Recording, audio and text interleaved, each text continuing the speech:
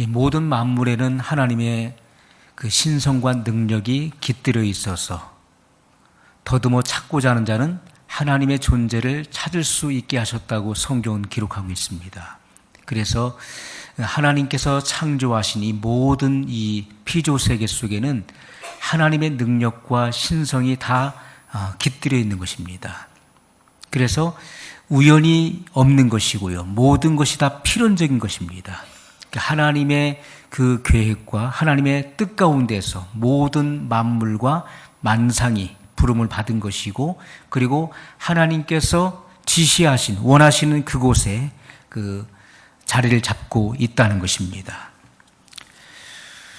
우리가 주님께서 이 오병이의 기적을 행하신 그 목적이 있는 것이죠. 단순하게 오병이어 보리떡 5개와 물고기 2마리를 가지고 남자만 5,000명, 남녀노유를 포함하면 적어도 2만 명 이상이 먹고도 남는 기적을 행하셨다는 것을 말씀하는 것이 아니라, 이 오병이어 속에는 하나님의 비밀한 이 구속사의 계시를 담고 있다는 것입니다. 그래서 하나님의 아들들과 하나님의 종들의 이 남은 자를 추수하는 이 구속사의 비밀을 드러내는 바로 천국 열쇠인 것을 계시해주고 있다는 것입니다. 자, 예수님께서 가이사라 빌립보에서 제자들에게 물으셨습니다. 사람들이 인자를 누구라 하느냐라고 했을 때 더러는 세례 요한, 더러는 예레미야, 더러는 선지자 중에 하나라 하더이다. 그때 예수님께서 너희는 나를 누구라 하느냐라고 물으셨을 때 사도 베드로가 주는 그리스도시요 살아계신 하나님의 아들이시니이다 라고 고백을 하게 됩니다. 이것은 예수님께서 원하시는 그 정답이었어요. 주는 그리스도시요. 그리스도는 바로 하나님의 아들을 말하는 것이죠. 기름 부음을 받은 자를 말하는 것입니다. 주는 그리스도시요 살아계신 하나님의 아들이시니이다 라고 했을 때 예수님께서 기뻐하셨어요. 바요나 시모나, 이를 내게 알게 하신 이는 혈육이 아니요 하늘에 계신 아버지께서, 내 아버지께서 알게 하신 것이다, 이렇게 말씀하셨어요. 그러면서 예수님께서 뭐라고 하십니까?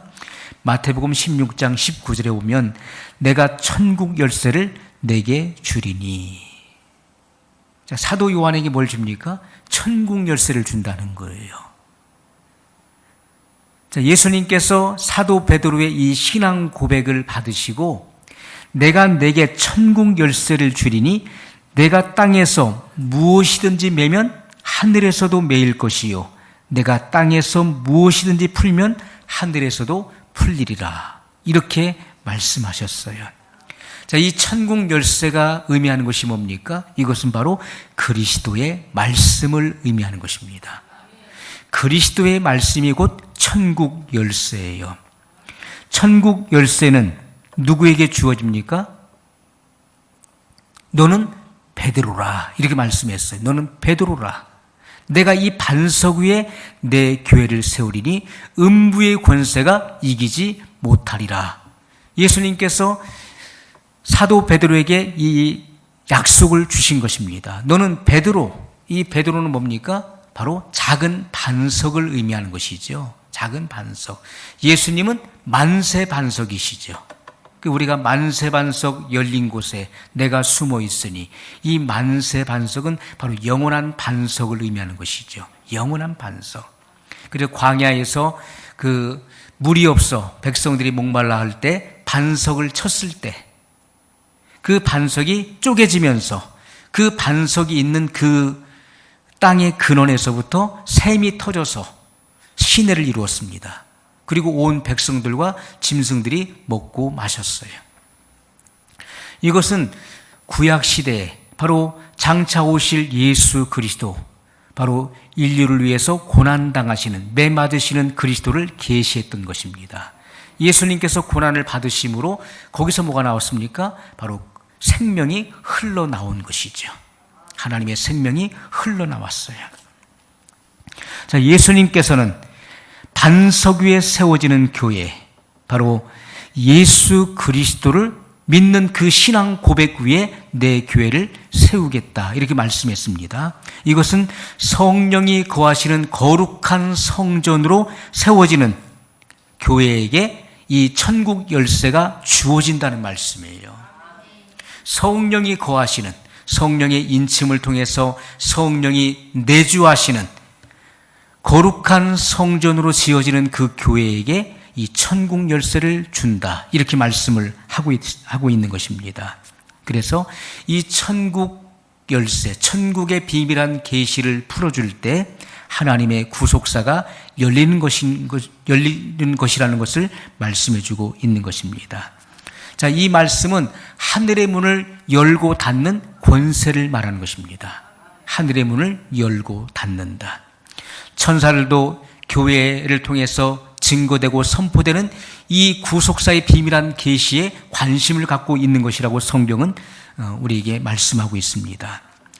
그래서 이 진리라고 하는 것은요, 진리는 거짓과 부합될 수 없는 것입니다. 예수님께서 나는 진리이다 라고 말씀했어요. 진리는 바로 참을 말하는 것이죠.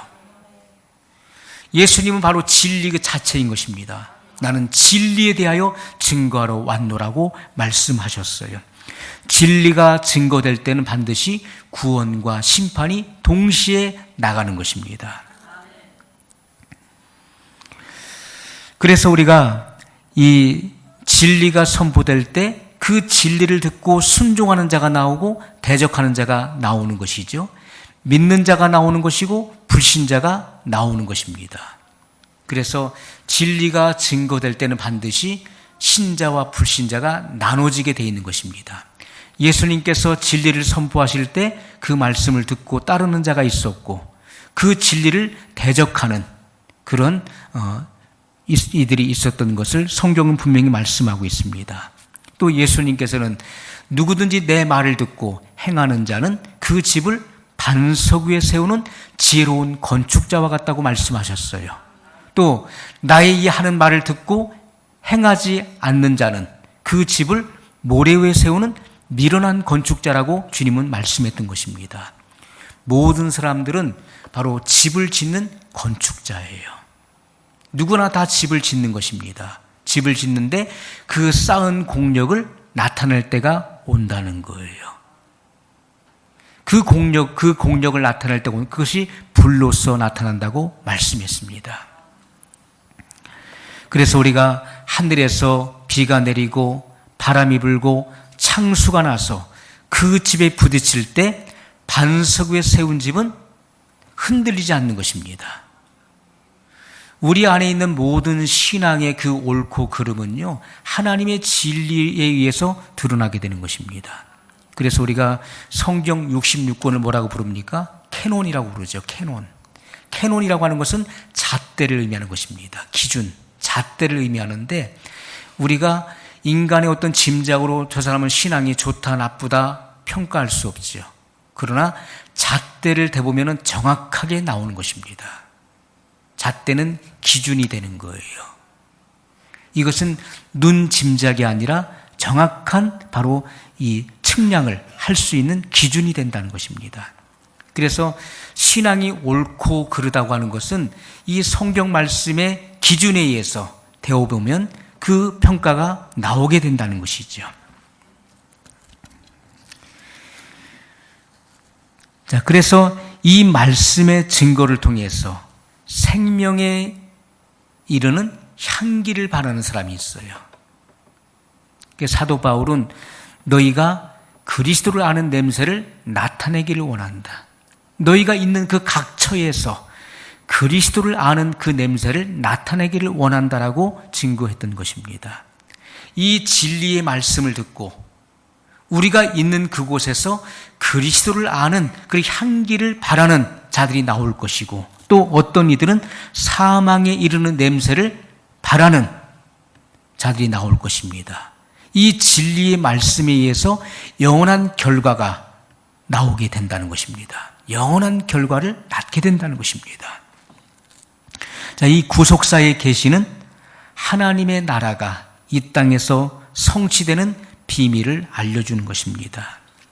그래서 우리가 벳세다 광야에서 예수님께서 베푸셨던 이 오병이어, 보리떡 5개와 물고기 2마리는 육의 양식을 말하는 것이 아니라 바로 영원한 생명의 양식을 말하는 것임을 성경이 증거하고 있습니다. 요한복음 6장 26절에 보면은 예수께서 대답하여 가라사대 내가 진실로 진실로 너희에게 이르노니 너희가 나를 찾는 것은 표적을 본 까닭이 아니요 떡을 먹고 배부른 까닭이로다. 이렇게 말씀했어요. 예수님이 가시는 곳마다 기적을 행하시는 곳에 수많은 군중들이 움집했습니다. 수많은 무리들이 에워쌌어요. 왜 그렇습니까? 그들은 표적을 본 까닭이 아니요 떡을 먹고 배부른 까닭이로다. 이렇게 말씀하고 있어요. 우리가 표적이 무엇입니까? 표적은 겉으로 드러난 그 기적 안에 뭐가 있습니까? 내용이 있다는 거예요. 그 속에 영적 진리가 내포되어 있다는 것입니다. 그것이 표적이에요. 예수님께서 오병이어의 기적을 벳세다 광야에서 행하셨는데 백성들은 주님이 행하시는 그 기적을 보고 야, 저분이 우리의 임금이 돼야 된다. 그러면 우리의 모든 이 의식주 문제는 다 해결되는 것이다. 그래서 예수님을 억지로 잡아다가 자기들의 임금을 삼으려고 했습니다. 그러나 예수님은 그들을 다 흩어놓으셨어요. 예수님께서 이 기적을 행하신 것은 무엇입니까? 이 기적을 행하신 것은 썩어질 양식을 위해서 살지 말고 썩지 아니하는 영생하는 양식을 위해 살라고 하는 그 말씀이 그 안에 내포되어 있는 것이죠. 나는 하늘로서 내려온 산떡이니 이 떡을 먹는 자는 영생하리라고 하는 주님이 바로 생명의 떡이심을 그들에게 알게 하시는 목적이 있었다는 것입니다. 이스라엘 백성들은 광야에서 모세가 주는 그 떡을 먹었어도 죽었습니다. 광야의 만나를 먹었지만은 그들은 영생에 이르지 못했어요. 그러나 예수님은 하늘로서 내려온 산떡이라고 말씀했습니다. 이 떡을 먹는 자는 영생하리라고 분명히 약속하셨던 것입니다. 요한복음 6장 27절에 보면 썩는 양식을 위하여 일하지 말고 영생하도록 있는 양식을 위하여 하라. 이 양식은 인자가 너희에게 주리니 인자는 아버지 하나님의 인치신 자니라. 이렇게 말씀했습니다. 예수님이 친히 주시는 이 양식은 썩는 육의 양식이 아니라는 거예요. 이것은 영생하는 생명의 양식이라는 것입니다. 예수님은 수가성 우물가 여인에게 내가 주는 물을 마시는 자는 영원히 목마르지 아니하리라 이렇게 말씀했습니다. 이것이 바로 영생하는 생수를 말하는 것입니다. 예수님은 영생하는 생명의 양식입니다. 그래서 예수님께서 너희는 육의 양식을 위해서 육신의 소욕을 쫓지 말고 영의 양식인 생명으로 가는 길을 쫓으라고 말씀했던 것입니다. 그래서 주님은 큰 문에 대해서 말씀했어요. 너희는 큰 문으로 들어가지 말라. 그것은 육신의 소욕을 쫓는 큰 문을 의미하는 것입니다. 너희는 좁은 문으로 들어가라고 말씀했어요. 이것은 성령의 소욕을 쫓는 좁은 문을 의미하는 것입니다. 그래서 우리가 육신의 소욕을 쫓는 자는 결국은 망하게 되는 것이죠. 성령의 소욕을 쫓아 살아가야 된다는 것입니다. 그래서 예수님께서 이 오병이어의 기적을 통해서 한 어린 소년이 양손에 보리떡 5개와 물고기 2마리를 예수님께 바쳤습니다.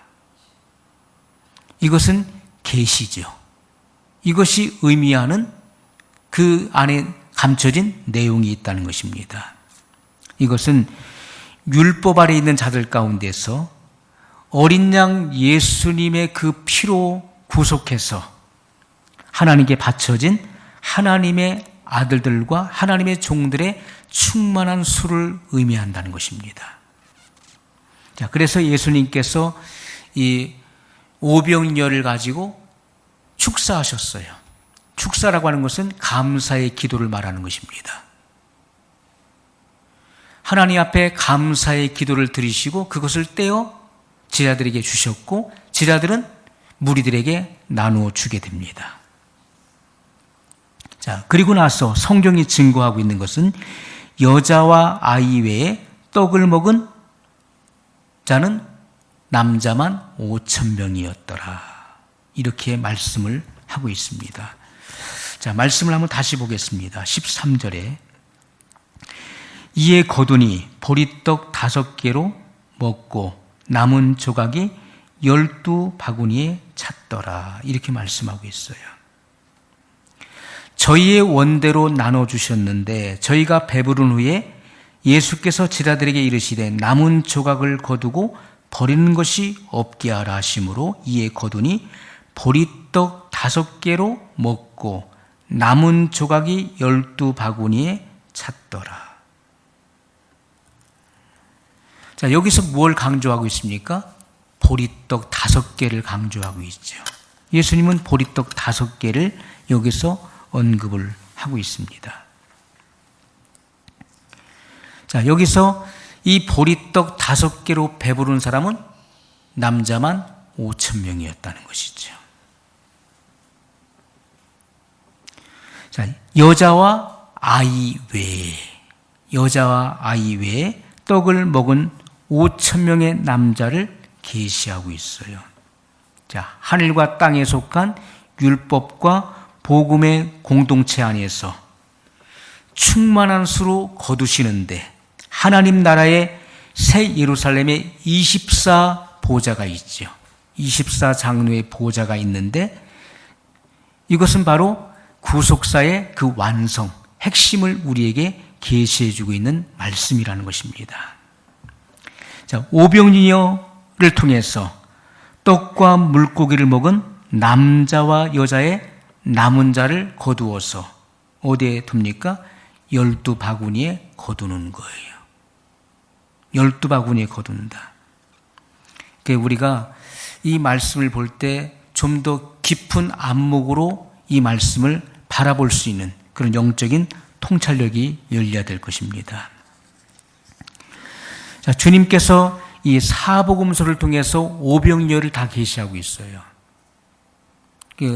우리가 예수님께서 행하신 그런 기적과 비유들은요, 부분적으로 기록한 것이 있고 또는 공간복음에 마태, 마가, 누가복음을 공간복음이라고 부르죠. 거기에 기록된 것이 있고 또 어떤 것은 요한복음에만 기록된 것이 있는데 오늘 이 오병이어의 기적은 사복음서에 다 기록되어 있다는 것입니다. 우리가 이 기록들을 다 종합해 보게 되면은 이것은 기계적 영감설이 아니라 축자적 영감설에 바탕을 한 것입니다. 우리가 이 영감설이 여러 가지가 있어요. 그런데 우리가 기계적 영감설이 있죠. 이것은요, 성령께서 불러주시는 대로 기록했다는 거예요. 야, 내가 불러줄 테니까 내가 부른 대로 받아 써라. 그것이 기계적 영감설이에요. 이것은 그 사람, 기록자의 그 인격이 무시되는 것입니다. 마치 로봇과 같은 거예요. 불러주는 대로 써. 그 쓰는 거예요. 자, 성경 말씀은 기계적 영감설이 아닌 축자적 영감설에 바탕을 두는 것입니다. 이것은 각 언어마다, 각 문자마다 다 영감되었다는 거예요. 우리가 이 영감이라는 것이 뭡니까? 영감. 이것은 필링을 의미하는 것이죠. 필링. 느낌. 그리고 감각 또는 감동을 의미하는 것입니다. 감동되어지는 거예요. 우리가 고린도전서 2장 13절에 사도 바울이 이렇게 고백합니다. 사람의 지혜의 가르친 말로 아니하고 오직 성령의 가르치신 것으로 하니 이렇게 말씀하고 있어요. 바울은 하나님 말씀을 증거할 때 내가 사람의 지혜의 가르친 말로 한 것이 아니다는 거예요. 내가 신학을 배우고 철학을 공부해서 그것을 내가 요약해서 그 요점을 내가 가르친 것을 증거하는 것이 아니라 성령의 가르치신 것을 내가 증거하는 것이다, 이렇게 말씀했어요. 이것은 성령의 감동을 받았다는 것이죠. 힐링이 온 것입니다.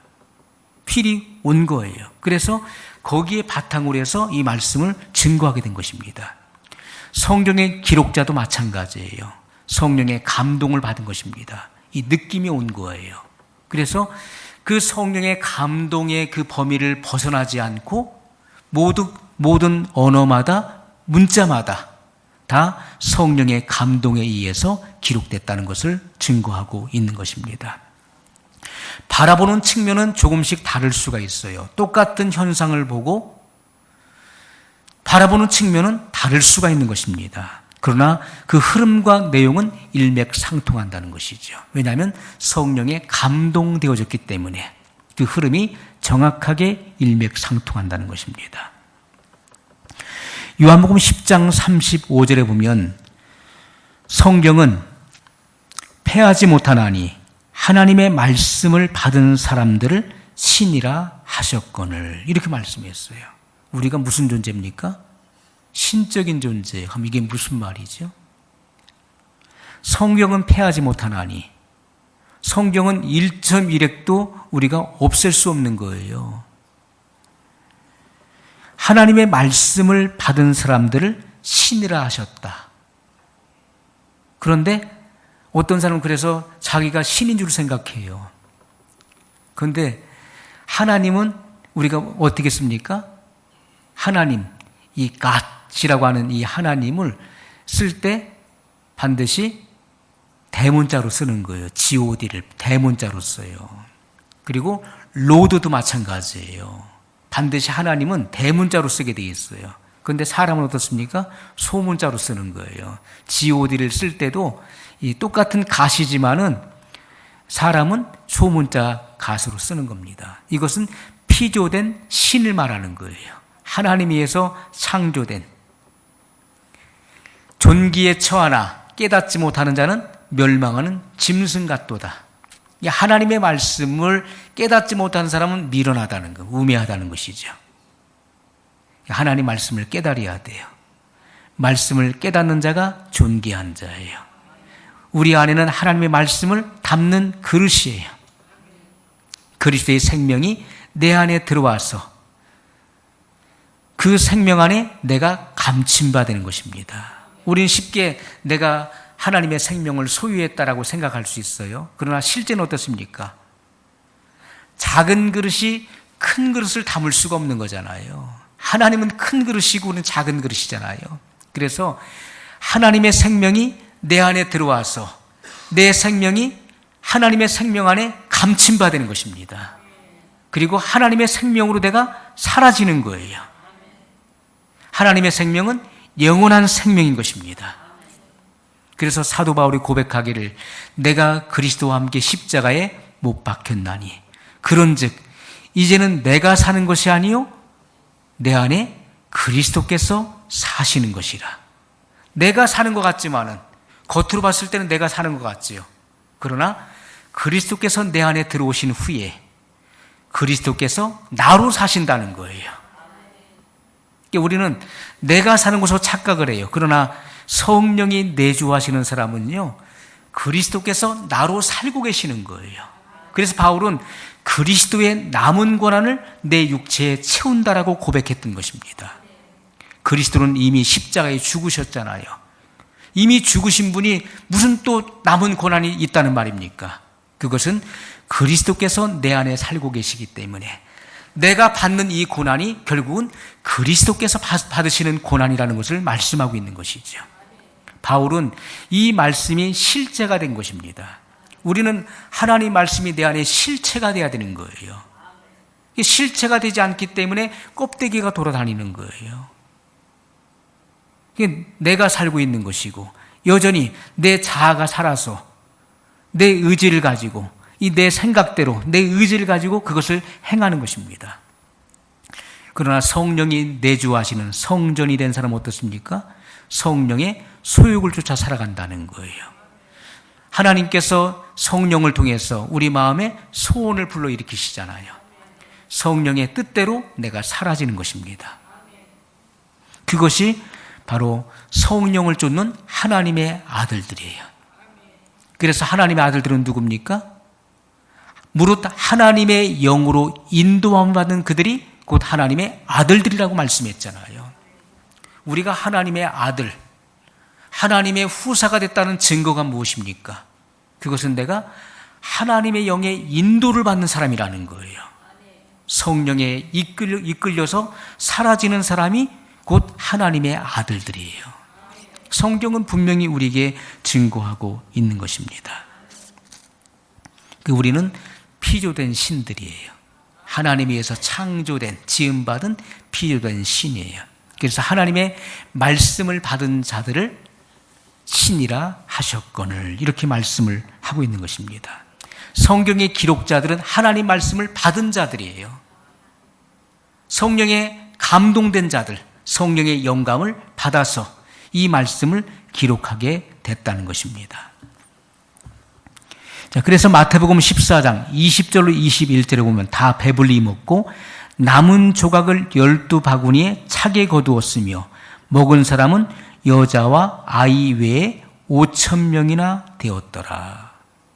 자, 마태복음의 저자인 마태는 이렇게 기록을 하고 있는 거예요. 자, 보는 관점이 조금씩 다르지만은 그 내용과 흐름은 동일합니다. 다 배불리 먹고 남은 조각을 12바구니에 차게 거두었다. 먹은 사람은 여자와 아이 외에 5,000명이나 되었더라. 자, 마가복음 6장 42절로 44절에 보면 다 배불리 먹고 남은 떡 조각과 물고기를 12바구니에 차게 거두었으며 떡을 먹은 남자가 5,000명이었더라. 자, 뭘 강조합니까? 떡을 먹은 남자를 강조하고 있어요. 떡을 먹은 남자는 5,000명이나 되었더라. 자, 마태는 여자와 아이 외에 5,000명을 강조합니다. 자, 마가는 떡을 먹은 남자가 5,000명이라고 기록하고 있어요. 마태가 증거한 것은 여자와 아이 외에 5,000명. 결국은 누굴 얘기합니까? 떡을 먹은 남자를 말하는 거예요. 자, 예수님께서 떡과 물고기를 축사하시고 나눠주셨을 때 떡을 먹은 남자는 5,000명이었다는 것이죠. 이 떡과 5,000명을 강조하고 있는 거예요. 남자 5,000명. 자, 그리고 여자와 아이는 뭘 먹었다는 거죠? 물고기를 먹었다는 것입니다. 이것이 바로 계시예요. 떡을 먹은 남자는 5,000명. 그러면 여자와 아이는 물고기를 먹었다는 것. 이것이 바로 계시인 것입니다. 이 계시를 통해서 드러내시는, 감추인 것을 드러내시는 거예요. 성령의 조명을 통해서 우리가 보아도 보지 못했던 것을 성령의 빛비춤을 통해서 드러나는 거예요. 그래서 우리가 이 계시라고 하는 것은 감추인 것을 드러낸다는 것이죠. 열어서 보여준다. 그래서 이렇게 덮여져 있었던 것, 이 안의 내용을 전혀 알 수가 없는데 이것을 벗겨내는 것입니다. 그래서 이 실체를 드러내는 것, 이것이 바로 계시죠. 성령의 조명, 빛비춤을 통해서 확연하게 보여주는 것입니다. 그때 우리의 눈이 열리는 거예요. 그 전에는 이 베일을 벗기기 전에는요, 아무리 보아도 볼 수가 없는 거예요. 이것을 아무리 자세히 들여다보십시오. 눈을 씻고 들여다봐도 안 보이는 거예요. 그러나 이 계시를 통해서, 성령의 빛비춤을 통해서 이것을 벗겨줄 때 우리는 정확하게 볼 수가 있는 것입니다. 이 오병이어의 기적 속에 감춰진 이 비밀한 계시, 구속사의 이 비밀한 계시를 우리가 볼 수 있게 되는 것이죠. 누가복음 9장 17절에 보면 먹고 다 배불렀더라. 그 남은 조각 12바구니를 거두니라. 이렇게 말씀하고 있어요. 누가복음에는 뭘 강조합니까? 12바구니를 강조하고 있는 12바구니. 12바구니의 비밀이 있는 것이죠. 자, 마태는 여자와 아이 외에 남자 5,000명. 마가는 떡을 먹은 남자가 5,000명. 누가는 남은 조각 12바구니를 거두었다. 이렇게 기록을 한 것입니다. 자, 오늘 본문에 요한복음 6장 13절에 보면 요한은 보리떡 5개를 먹고 남은 바구니가 12바구니라고 증거하고 있어요. 자, 12명의 남자를 12바구니에 담았다는 것입니다. 이게 계시예요. 자, 그래서 이 사복음서를 기록한 4명의 저자들이 있죠. 이들은 성령의 감동을 받을 때 하나님 나라의 그 완성을 이루는 이 구속사의 비밀을 이미 보고 있었던 것이죠. 성령의 감동에 의해서 이 하나님의 이 구속사가 어떻게 성취되는 것인지를 이 오병이어의 기적의 사건을 통해서 이미 그것을 보고 기록했다는 것입니다. 자, 예수님께서 공생의 기간에 말씀하신 내용이 있어요. 마태복음 19장에 보면은 19장 27절로 28절에 보면요. 이에 베드로가 대답하여 가로되 보소서 우리가 모든 것을 버리고 주를 쫓아싸우니 그런즉 우리가 무엇을 얻으리이까? 우리가 모든 것을 버리고 주님을 쫓았는데 우리가 무엇을 얻겠습니까? 라고 질문합니다. 그때 예수님께서 이렇게 대답하시는 거예요. 예수께서 가라사대 내가 진실로 너희에게 이르노니 세상이 새롭게 되어 인자가 자기 영광의 보좌에 앉을 때에 나를 쫓는 너희도 12보좌에 앉아 이스라엘 12지파를 심판하리라. 이렇게 주님은 약속하셨어요. 우리가 야고보와 요한은요, 어머니까지 대동했잖아요. 그래서 야고보와 요한의 어머니가 어떻게 합니까? 예수님 앞에 간청해요. 주여, 주님의 나라가 임할 때 그때 우리 두 아들 중에 하나는 주님의 우편에, 하나는 주님의 좌편 보좌에 앉게 해주시기를 원하옵나이다. 그때 예수님이 뭐라고 하십니까? 우편이든 좌편이든 앉게 하는 것은 내 아버지의 주권이다. 이렇게 말씀하셨어요. 그래서 이 야고보 요한의 어머니는 이 비밀한 계시를 알지 못했던 것입니다. 이 우편과 좌편의 보좌에 앉는 그 비밀한 계시를 전혀 알지 못하고 그냥 무조건 주님의 우편과 좌편에 자기 아들들이 앉기를 원했던 거예요. 그런데 주님은 그렇게 말씀하셨어요. 나를 쫓는 너희도 12보좌에 앉아 이스라엘 12지파를 심판하리라. 자, 12보좌는 어느 보좌를 말합니까? 우편 보좌를 말하는 것이죠. 예수님의 우편 보좌. 자, 이스라엘 12지파를 심판한다.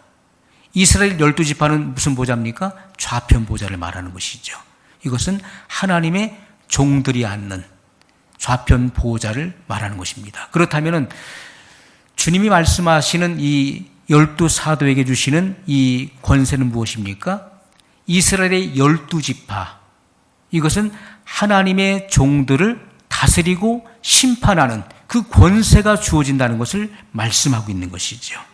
자, 그러면서 29절에 또 내 이름을 위하여 집이나 형제나 자매나 부모나 자식이나 전토를 벌인 자마다 여러 배를 받고 또 영생을 상속하리라. 무슨 말씀입니까? 이것은 구원을 보증한다는 거예요. 구원의 보증이에요. 여러 배를 받고 또 영생을 상속하리라. 구원의 보증을 주님께서 분명히 말씀하셨어요. 그래서 이 성경의 기록자들은요, 이 12보좌에 대한 비밀을 알고 있었다는 것이죠. 왜냐하면 성령에 감동되어질 때 우리는 이 구속사의 비밀한 계시가 열리기 때문에 그것을 보고 증거하는 것입니다. 여러분, 우리가 성경에 감동을 받은 사람들 어떻습니까?